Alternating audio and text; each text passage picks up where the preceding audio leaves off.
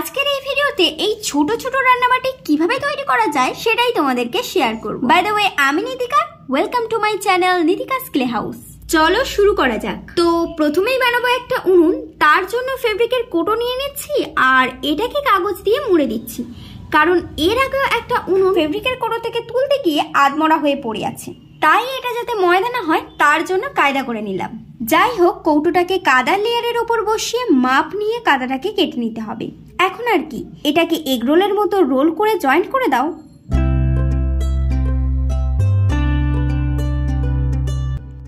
এখন উনুনের তিনটে মুখ মানে তিনটে ঝিক প্রথমে এঁকে নিতে হবে, তারপর কেটে নিতে হবে। এটা করতে একটু ঝামেলার মুখে পড়তে হয় আমায়, কারণ ছোট বড় হয়ে যায় অনেক সময় বা সমান হয় না। এখন কাটা অংশগুলো তুলে ফেলছি।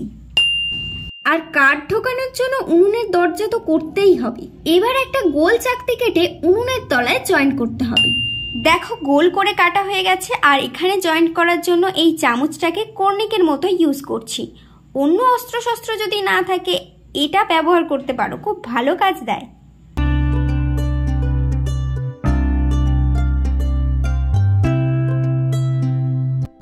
এখন এই পুচকু উনুনটাকে সুন্দর করার জন্য এটাকে ঘষে মেজে পরিষ্কার করতে হবে। এবার উনুন থেকে ফেব্রিকের কৌটোটাকে তুলে ফেলতে হবে আর কাগজটাকেও তুলতে হবে। ফাইনালি উনুনটা তৈরি হলো।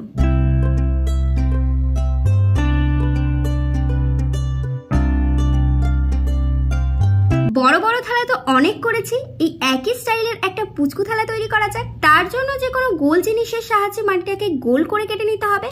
এখানে আমি সিঁদুর কৌটোর ঢাকনা ব্যবহার করেছি। আর এই পুচকু ঢালার জন্য সরু করে মাটির দড়ি তৈরি করতে হবে, যেটা ওই গোল প্লেটের ধার বরাবর রাউন্ড করে লাগিয়ে দেব।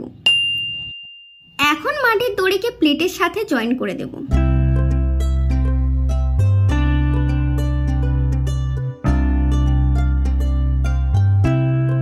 একটু প্লেন করার পর থালার বাইরের দিকটাও এইভাবে জয়েন করে দিতে হবে। এই চামচটার সাহায্যে মাটিটাকে এইভাবে টেনে টেনে সমান করে দিচ্ছি। যাই হোক, কাপড়ের টুকরোটাকে পাট করে এইভাবে কানাটাকে নেতানোর চেষ্টা করলাম, কিন্তু কিছুতেই হচ্ছিল না।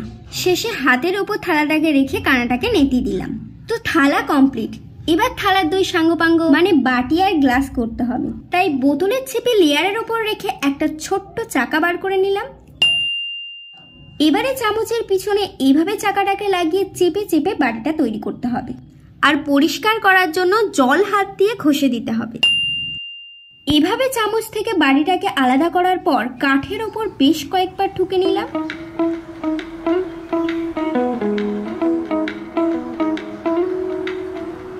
এখন আর কি, একটু পরিষ্কার ছরিষ্কার করলেই আমাদের পুচকু বাটি তৈরি। এবার আসি গ্লাসের কথায়। একটা তুলের সরু থেকে মোটা হওয়ার জায়গাটা গ্লাস বানানোর জন্য ব্যবহার করব। মাটিটাকে তুলির ওপর রোল করার পর জয়েন করতে হবে। আর গ্লাস বানানোর সময় কাঠের ওপর তুলিটাকে এরকম না করলেই ভালো, তাতে গ্লাসের শেপে গন্ডগোল আসে না। আমি আর গ্লাসটাকে দুবার করতে চাই না, তাই নিচের দিকে কিছুটা মাটি কেটে জয়েন্ট করে দিলাম। এখন গ্লাসের কানাটাকে সমান করতে চাইলে সমান করতে পারো। তারপর তুলি থেকে গ্লাসটাকে বার করে নিলাম আর বেশ কয়েকবার কাঠের ওপর ঠুকে নিলাম। তারপর একটা ঢাকনা ওই গ্লাসের পিছনে লাগিয়ে সেটাকে জয়েন করে দিলাম। এই গ্লাসটা বেশ লম্বা ছিল, কিন্তু গ্লাসের কানাটা সমান করার জ্বালায় সেফটি পিন দিয়ে কাটতে কাটতে শেষে গ্লাসটা এইটুকু পর্যায়ে দাঁড়িয়েছে।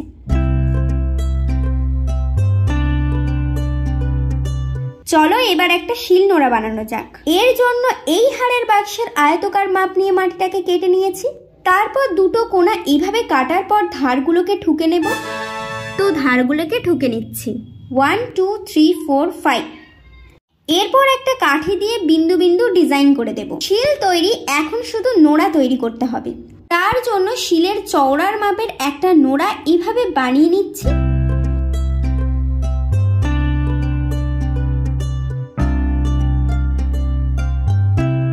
আর এতেও বিন্দু বিন্দু ডিজাইন করে দিচ্ছি। শিল নোড়া ছাড়াও হামানদিস্তা তৈরি করতে পারো। তার জন্য ওই গ্লাসের মতোই কাদার ফিতে তুলির ওপর গুলিয়ে জয়েন্ট করতে হবে। তবে তার আগে তুলের গায়ে তেল মাখিয়ে নিলে তুলি থেকে কাদাটাকে বার করতে সুবিধা হয়। এটাকে বের করে আংটির মতো আঙুলে পরে কিছুক্ষণ নাচানাচি করে নিলাম। যাই হোক, পিছনে একটা ঢাকনা লাগিয়ে জয়েন্ট করে দিলাম আর কানাটাকে খানিকটা ঘটির মতো করে দিলাম।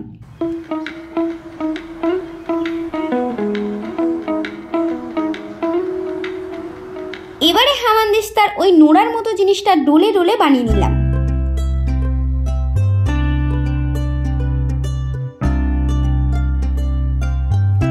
এবার কড়া বানানোর জন্য আর একটা গোল চাকা তৈরি করতে হবে, আর এই চাকাটা যাতে চট করে মাটির লেয়ার থেকে বেরিয়ে আসে তার জন্য সেফটি পিন দিয়ে রাউন্ড করে দিলাম।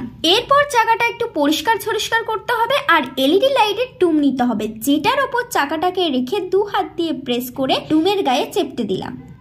একটু তো ফেটে যাবেই, যেটা স্পঞ্জ দিয়ে ঘষে দিতে হবে।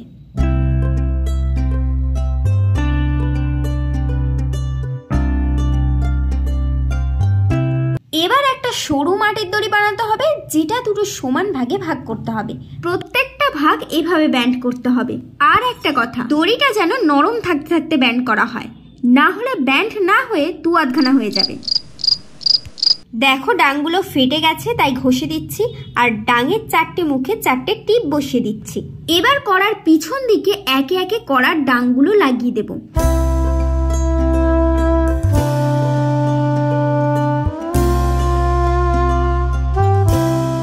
একটা হয়ে গেছে, আর একটা লাগিয়ে দিচ্ছি।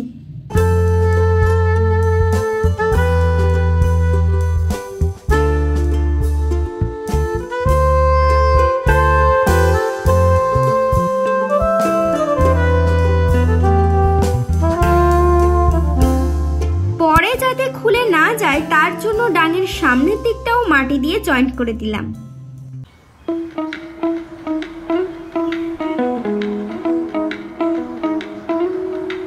শেষমেশ কড়াও রেডি হয়ে গেল। এবার বানাতে চলেছি একটা গামলি, একদম সেম টু সেম কড়ার মতো, তবে এখানে কড়ার থেকে এক সাইজ ছোট ডোম ব্যবহার করছি।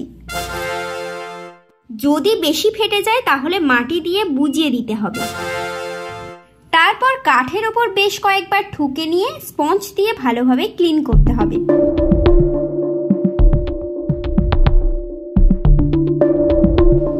এবার এই ছোট্ট গামলির জন্য একটা ছোট ঢাকনা বানাতে হবে, যেটার জন্য ওই ডুমের মাপের একটা গোল চাকা বানিয়ে চাকাটাকে ওই ডুমের ওপর চাপ দিয়ে ঢাকনাটাকে বানাতে হবে। এবার ঢাকনাটাকে ধরার জন্য তো একটা ব্যবস্থা করতে হবে।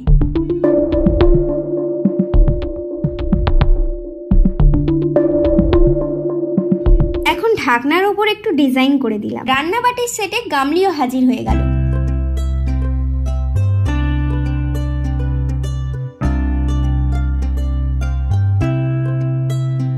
এখন বানাতে হবে একটা বালতি। মাটির বলের উপর একটা বোতলের ছিপে প্রেস করে ছিপের মাপের একটা মাটির চাকা বানিয়ে নেব, যেটার ধার দিয়ে মাটির দড়ি লাগিয়ে দেব, বা এভাবে ছোট থেকে বড় রিং বানিয়ে একটার উপর একটা লাগিয়ে দিলেও হবে। আর এটা হলো আমার শেষ মাটির দড়ি লাগানো।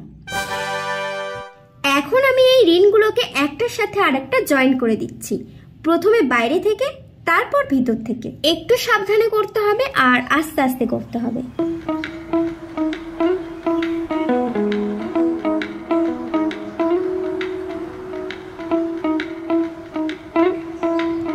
এবারে বালতিটাকে প্লেন করতে করতে বালতির শেপটাকে দিয়ে দিতে হবে।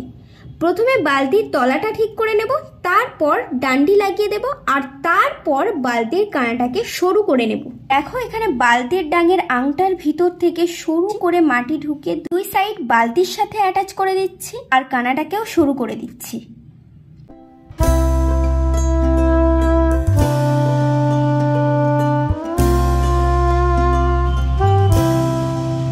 বালতি রেডি। এখন বানাতে হবে একটা ডেস্কি, যেটার জন্য একটা মাটির ফিতে এভাবে মাপ করে কেটে নিচ্ছি। তারপর এই ভেসলিনের কৌটোটার ওপর মাটিটাকে রোল করে জয়েন্ট করে দিচ্ছি।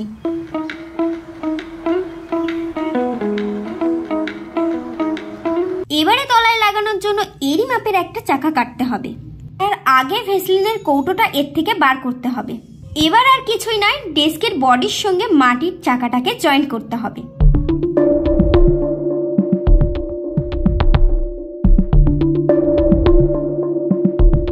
এখন এটাকে কাঠের ওপর রোল করলে ভালো হয়।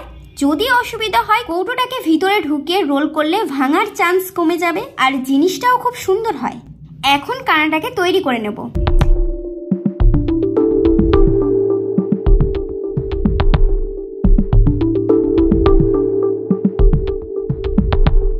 এই ডেস্কির জন্য একটা ঢাকনি তো বানাতেই হবে।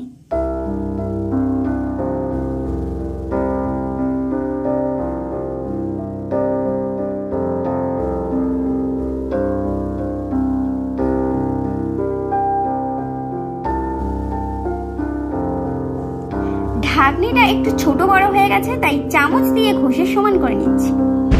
তো ডেস্কি একেবারে কমপ্লিট। অবশেষে বানাবো একটা হাঁড়ি। তার জন্য মোটা করে একটা চাকতি বানাতে হবে।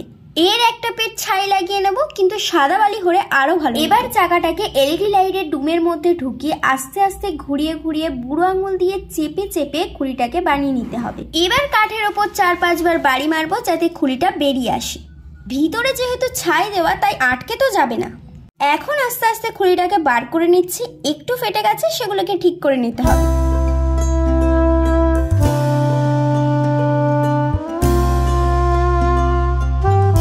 একই রকম ভাবে আর একটা খুলি বানাতে হবে। এর মধ্যে একটাকে আমি পাহাড়ের মতো উঁচু করে নেব।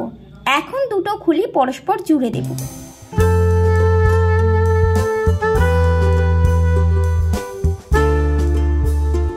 এবার এই হুঁচ মতো অংশটাকে কেটে দিচ্ছি। এখন এই কৌটোটা দিয়ে পিটিয়ে দিচ্ছি আর এভাবেই হাঁড়ির শেপ খানিকটা দিয়ে দেব। দেখো পেটাতে পেটাতে মুখটা কতটা সরু হয়ে গেছে, তাই মুখটা আবার কেটে নিচ্ছি। এবার একটা মাটির রিং লাগিয়ে বডির সাথে জয়েন্ট করতে হবে।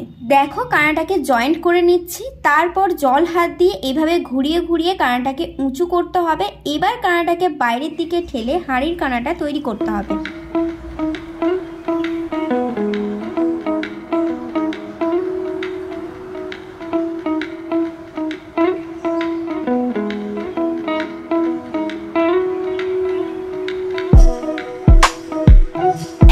হাঁড়ির জন্য একটা সরা বানিয়ে নেব।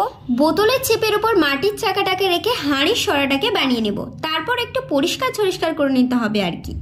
এগুলো করতে করতে সত্যিই আমি হাঁপিয়ে উঠেছি, তাই একটা লাইক করে দাও। চলো তাড়াতাড়ি করো।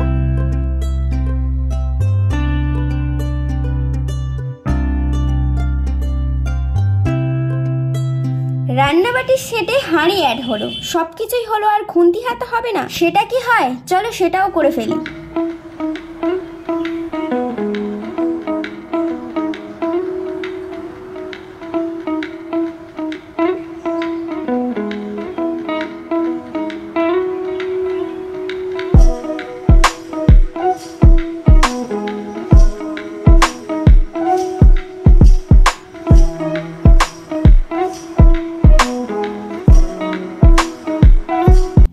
এখনকার মতো এই পর্যন্তই। কথা হবে অন্য কোনো টপিকে। সবাই ভালো থেকো, সুস্থ থেকো। টাটা।